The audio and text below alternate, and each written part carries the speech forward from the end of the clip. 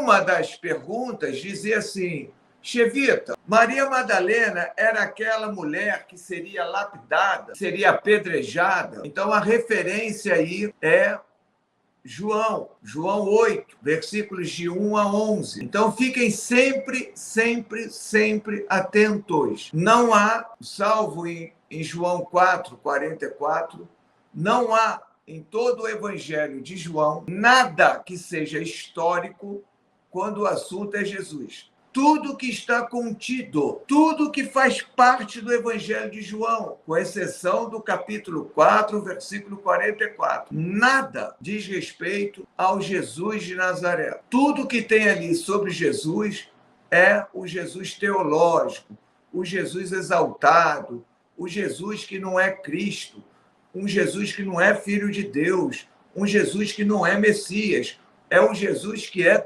Deus. Ego eimi, eu sou, né?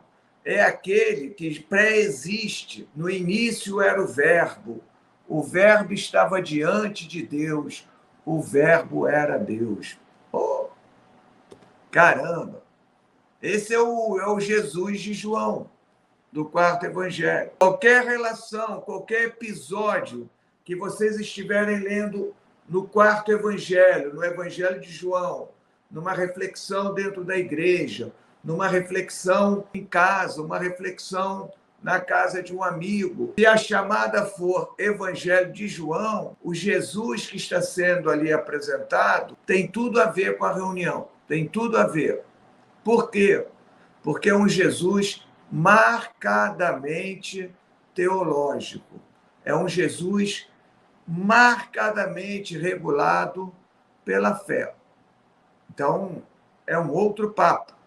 Então, o episódio envolvendo uma mulher sendo ameaçada de apedrejamento porque foi pega em flagrante adultério, eu já estou cansado de falar dessa passagem. Ela é uma interpolação grosseira. O que é interpolação? Uma história, uma frase, um parágrafo que algum copista colocou dentro do texto. Essa interpolação é muito bem conhecida, muito bem estudada.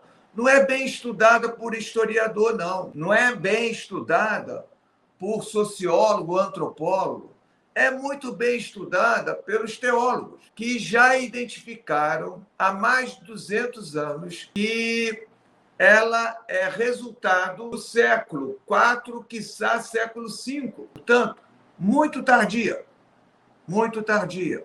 E essa passagem de João 8 só irá aparecer em João nos manuscritos do século X em diante, não antes do século X. Essa passagem estava localizada em Lucas.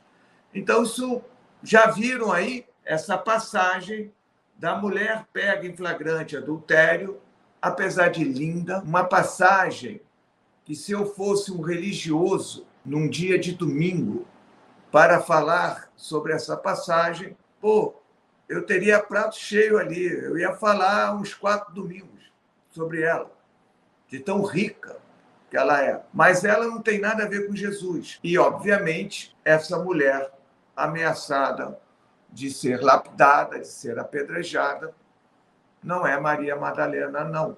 Então, descartamos a primeira pista se Maria Madalena era prostituta ou não. Então, primeiro dado, não sustenta a ideia, a informação de que Maria Madalena pudesse ser prostituta, tal como me perguntaram.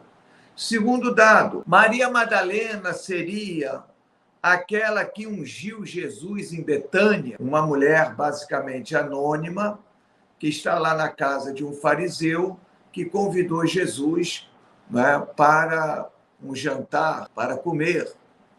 É a ideia da comensalidade. Um fariseu convida Jesus para estar à mesa com ele. E aparece lá, então, uma mulher que vai entrando na casa lá do homem, com um vidro de perfume, e vai ungir simbolicamente Jesus. E isso aparece em Marcos, lá no capítulo 14, versículos de 3 a 9. Mateus copia na inteireza esse passo marcando, copiou geral. Vocês vão encontrar a mesma informação de Marcos em Mateus capítulo 26. Essa história vai conhecer uma variante, que é Lucas. Lucas não segue Marcos. Lucas conhece uma variante, uma outra história que também se passa em Betânia, na casa de um indivíduo que convida Jesus, entra lá uma mulher, mas a história é outra. Tem uma outra narrativa, um outro encaminhamento. Então, estão reparando em Lucas, capítulo 7, versículos 36 a 50, é uma segunda fonte. A primeira é Marcos. Uma segunda fonte independente é Lucas, que ele está contando uma outra história, também de uma mulher lá que vai ungir Jesus. Então, vocês estão vendo que está aí uma tradição que antecede a Marcos, que está fornecendo o chão para Marcos pegar, para Lucas pegar, e uma terceira variante ainda, ou uma terceira fonte. É João, capítulo 12, versículo de 1 a 8. Apesar da mulher ser lida, tratada como uma pecadora, não há possibilidade de conectá-la, de relacioná-la com Maria Madalena. Quem disse que Maria Madalena era pecadora? Então, não é Maria Madalena. Ao contrário, Maria Madalena é sempre apresentada de maneira muito positiva, mas tem a história lá.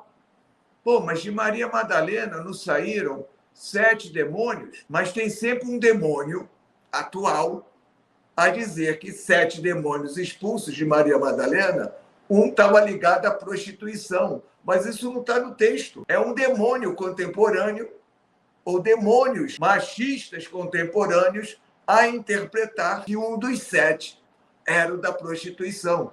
Mas isso não está no texto. Ele não diz, olha, dos 7 demônios, um era da prostituição, foi aí que ela ganhou dinheiro, foi aí que ela ficou rica. Não existe isso nessa história. Isso é pregador em púlpito que vai empolgado, acha que está arrebentando lá, falando as coisas bonitas que ele está falando, e, de repente, ele perde, não é, o caminho, perde a linha reta e começa a derrapar nas curvas. E, nessas horas de derrapar, já coloca lá que dos 7 demônios expulsos de Maria Madalena, um deles era da prostituição. Isso não está no texto, não. Isso é da cabeça dele.